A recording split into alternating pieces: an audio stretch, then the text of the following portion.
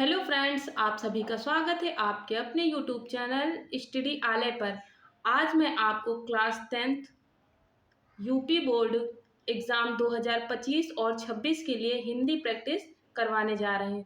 UP board की तैयारी अभी से करिए।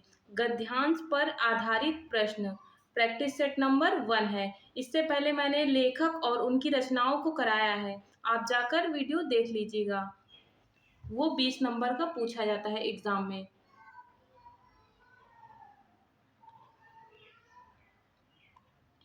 निम्नलिखित गद्यांशों के आधार पर उनके साथ दिए गए प्रश्नों के उत्तर लिखिए। एग्जाम में ये टोटल 6 नंबर का पूछा जाता है। 3 क्वेश्चन आते हैं। हर एक क्वेश्चन कितने नंबर का रहता है? 2 नंबर का रहता है। चलिए, और अध्याय कौन सा है? फर्स्ट लेसन है मित्रता पाठ। किसने लिखा है मित्रता को? तो आचार्य रामचंद्र शुक्ल जी ने इसे लिखा है। आपको ये पहचानना होता है कि ये किस लेसन का है और उसका संदर्भ लिखना होता है।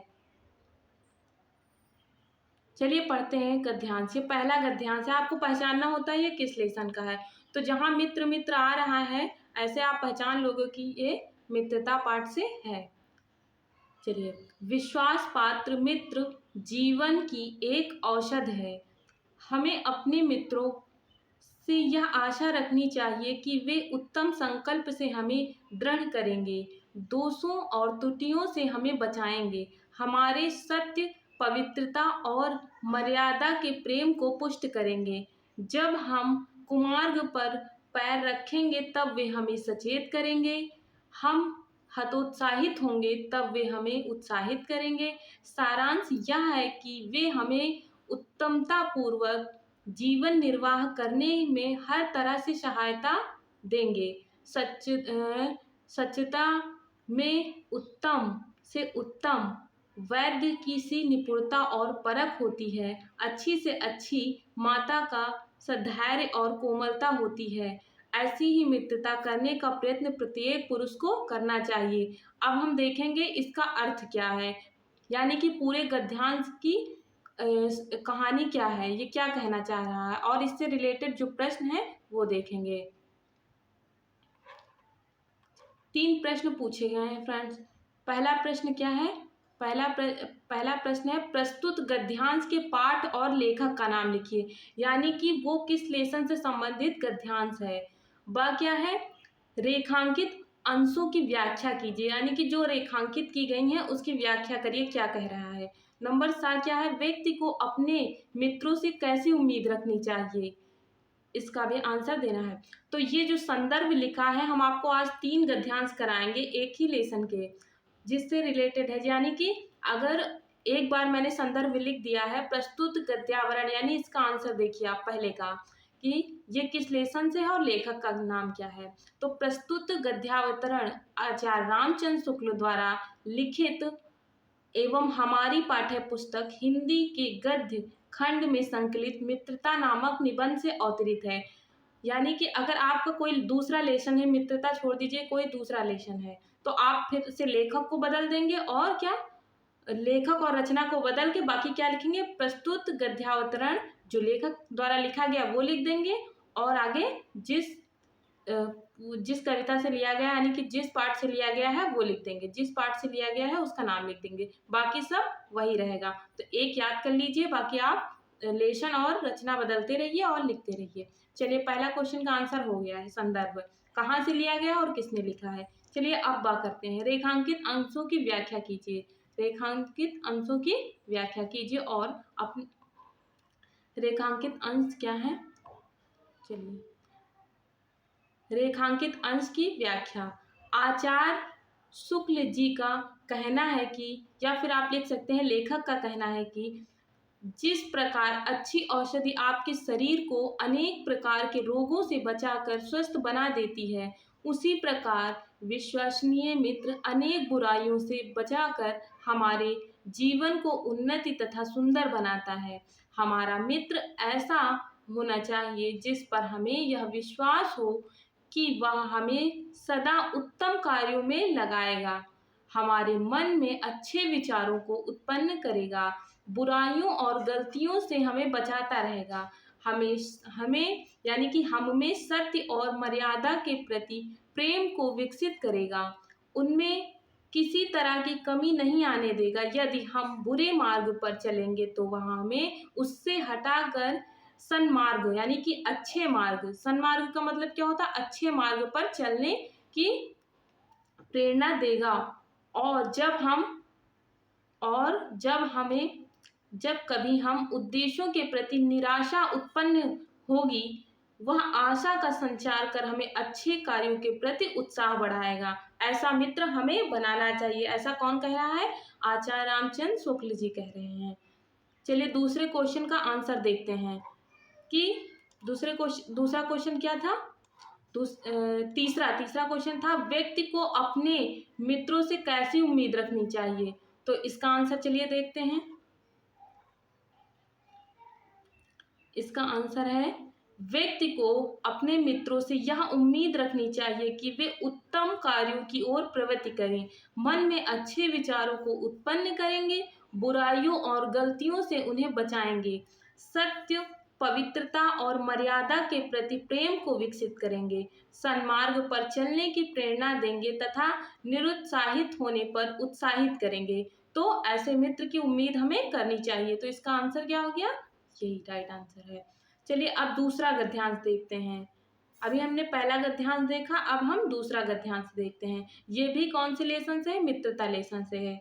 तो जब आप खूब सारे गद्यांश कर लोगे तो आप पेपर में देखकर पता लग जाएगा कौन से लेखक ने लिखा है और किस पाठ से है ये। मित्रता के लिए रेखांकित अंश को पढ़िए पहले आप। मित्रता के लिए यह आवश्यक नहीं है कि दो मित्र एक ही प्रकार का कार्य करते हों, यह एक ही रुचि के हों। इसी प्रकार प्रकृति और आचरण की समानता भी आवश्यक या वांछनीय नहीं है। दो भिन्न प्रकृति के मनुष्य में बराबर प्रीति और मित्रता रही है। राम धीर और शांत प्रकृति के थे, लक्ष्मण उग्र और उद्धत स्वभाव के थे। अब यहाँ लेखक उदाहरण देकर बता रहा है कि दो लोग समान नहीं हो सकते हैं, कौन कैसा है, स्वभाव के थे, पर दोनों भाइयों में अत्यंत प्रगाढ़ स्नेह था। उदार तथा उच्चाशय कर्ण और लोभी दुर्योधन के स्वभावों में कुछ विशेष समानता न थी, पर उन दोनों की मित्रता खूब निभी। यह कोई बात नहीं है कि एक ही स्वभाव और रुचि के लोगों में मित्रता हो सकती है, यानी कि जिनके स्वभाव अलग हो सकते हैं उनमें भी मित्रता हो सकती है।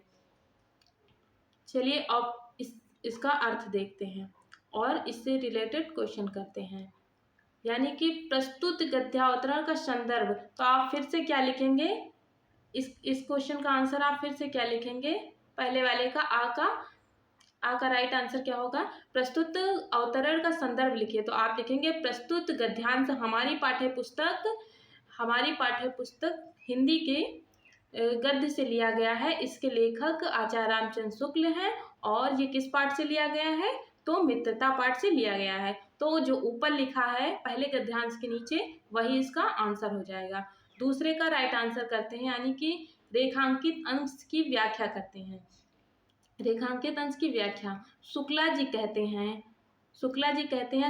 कहते हैं कि सच्ची मित्रता के लिए दो व्यक्तियों के स्वभाव का एक समान होना कोई महत्व नहीं रखता है। यदि इसमें महत्व है तो केवल इस बात का कि दोनों व्यक्ति एक दूसरे से कितनी सहानुभूति रखते हैं। यदि वे ऐसा समझते हैं तो विपरीत स्वभाव का होने पर भी उनकी मित्रता सच्ची सिद्ध होती है। यदि वे ऐसा नहीं समझते तो समान स्वभाव का होने पर भी मित्रता नहीं निभ सकती। राम लक्ष्मण एवं कर्ण दुर्योधन के दृष्टांत इस तथ्य के स्पष्ट उदाहरण हैं। ये दोनों इसके उदाहरण दिए हैं इन्होंने कि कैसा स्वभाव होना चाहिए मित्र का। अब तीसरे प्रश्न का आंसर देखते हैं। राम और लक्ष्मण के स्वभाव में क्या अंतर है? राम और लक्ष्मण के स्वभाव में क्या अंतर है? तो चलिए क्वेश्चन का आंसर करते हैं। राम धैर्यशील और शांत स्वभाव के थे, जबकि लक्ष्मण उग्र और उत्तेजित स्वभाव वाले थे, लेकिन स्वभाव की भिन्नता होने पर भी उनमें प्रगाढ़ स्नेह था। तो यही आंसर हो जाएगा इस तीसरे क्वेश्चन का। चलिए अब तीसरा गद्यांश करते हैं। यह कोई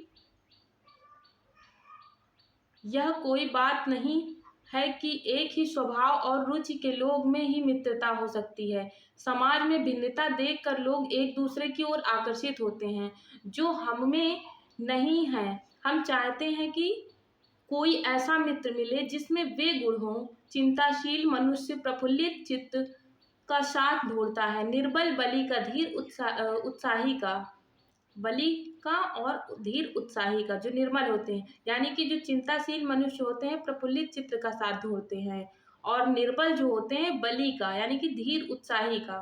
तो उपयुक्त गद्यांश का संदर्भ लिखिए। यहाँ रेखांकित नहीं किया गया है, इसको मैं रेखांकित कर देती हूँ। इस लाइन को, इसकी व्याख्या करनी है, ये रेखांकित अंश है, ठीक है। चलिए, उपयुक्त गद्यांश का संदर्भ लिखिए। संदर्भ वही हो जाएगा ऊपर वाला। प्रस्तुत गद्यावतरण आचार्य कहाँ से? आचार्य रामचंद्र शुक्ल द्वारा लिखित है और मित्र पाठ से लिया गया है, ठीक है। और दूसरे क्वेश्चन का आंसर चलिए देखते हैं। रेखांकित अंश की व्याख्या करते हैं। रेखांकित अंश की व्याख्या शुक्ल जी कहते हैं। शुक्ल जी क्या कहते हैं कि दो व्यक्तियों में मित्रता होने के लिए यह आवश्यक नहीं है कि उनके स्वभाव एक जैसे हों और उनकी रुचियां समान हों, वरन भिन्न स्वभाव के लोगों में भी मित्रता हो सकती है। समाज में व्याप्त विभिन्नता को देखकर निर्धन धनी की ओर और निर्बल शक्तिशाली की ओर तथा विनीत नम्र व गंभीर व्यक्ति उत्साही व्यक्ति की ओर आकर्षित होते हैं। कौन किस ओर आकर्षित होता है? जिससे कि उन्हें विपरीत समय में उचित प्रेरणा मिल सके और अच्छा साथी मिल सके। व्यक्ति उत्साही व्यक्ति की ओर यानी कि जो नम्र व गंभीर व्यक्ति होता है उत्साही व्यक्ति की ओर आकर्षित होता है। तो रेखांकित अंश की ये व्याख्या हो जाती है। चलिए, इस लास्ट क्वेश्चन का आंसर देख लेते हैं कि व्यक्ति एक दूसरे की ओर क्या देखकर आकर्षित होता है? एक दूसरे की ओर क्या देखकर आकर्षित होता है? तो इस क्वेश्चन का राइट आंसर क्या हो जाएगा? विभिन्नता को देखकर व्यक्ति एक दूसरे की ओर आकर्षित होते हैं। आशय यह है कि व्यक्ति में जो गुण हैं नहीं होते, उन्हें जब वह दूसरे व्यक्ति में देखता है तो उसकी ओर आकर्षित होता है।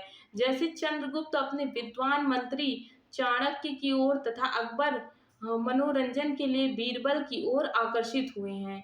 तो 3 गद्यांश मैंने आपको आज करवाए हैं और इसी तरह लाइन वाइज हर लेसन के गद्यांश को मैं आपको करवाऊंगी, जितने भी पार्ट हैं। और अगर आप सबको देख लेते हैं लाइन वाइज, 1 से 2 बार भी देख लेते हैं, तो आप एग्जाम में 6 नंबर आसानी से प्राप्त कर सकते हैं। 6 नंबर, इसमें आपको कुछ भी नहीं करना है। अगर आपको रेखांकित अंश की व्याख्या नहीं आ रही है तो उसी से देख कर कुछ बना के लिख लीजिएगा और लेखक का नाम आप पहचान लीजिएगा। अगर मित्र आ रहा है बार बार तो इससे देख लीजिए कि मित्रता लेशन का है और किसने लिखा है। तो आचार्य रामचंद्र शुक्ल जी ने, और जितने आगे लेशन आएंगे उनका भी करवाऊंगी, इसलिए चैनल को सब्सक्राइब जरूर कर लीजिएगा। और फ्रेंड्स, वीडियो कैसी लगी आपको? अगर वीडियो अच्छी लगी है तो लाइक करिए, सब्सक्राइब करिए और कमेंट करिए और अपने दोस्तों को शेयर करिए। Thank you.